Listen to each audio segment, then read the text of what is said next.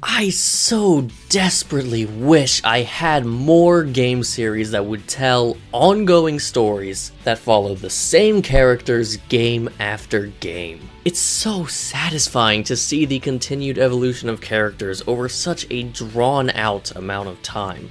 One story-driven video game on its own is as long as like 10 movies or multiple seasons of television, so there's really no better medium for spending as much time as possible with characters. However, the reason this format is so rare for games is pretty obvious. Every time you make a new entry in an ongoing story, the amount of homework people have to do to jump in increases dramatically. Creators will also likely want to move on to bluer skies eventually, and it can be hard to consistently introduce new conflict into a story without negating the triumphs experienced in past stories. That last one was the writing challenge that Yakuza 4 had to overcome for me. I was starting to worry that the characters I liked were never going to find the lasting peace that I felt they had earned because new games had to be made. And I can't even explain to you how beyond thrilled I was to see Yakuza 4 offer up the perfect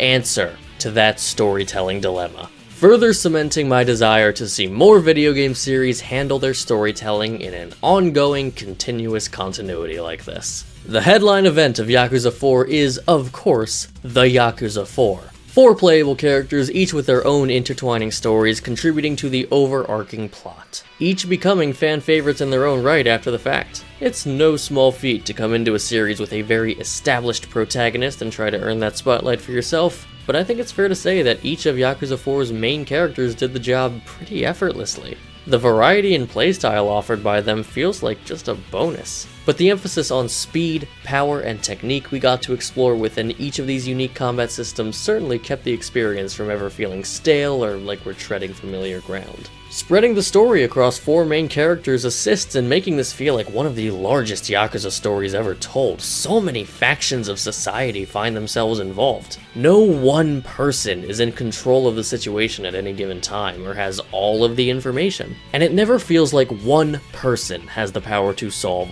all of the problems. It's complex, it's messy, and it's honestly hard to follow, but in a way that I think adds to the themes that are on display. The way it all culminates in the end absolutely stuck the landing and pushed the game's messages and ideals to the forefront, leaving no room for doubt about what the game was trying to say all along. Yakuza 4 impressively keeps the series as compelling as ever, while offering exciting new ideas that don't betray the series' expectations. So many of my favorite characters, fights, music, and tonal decisions come from Yakuza 4. As of the making of this list, Yakuza 4 was the last game in the series that I had played.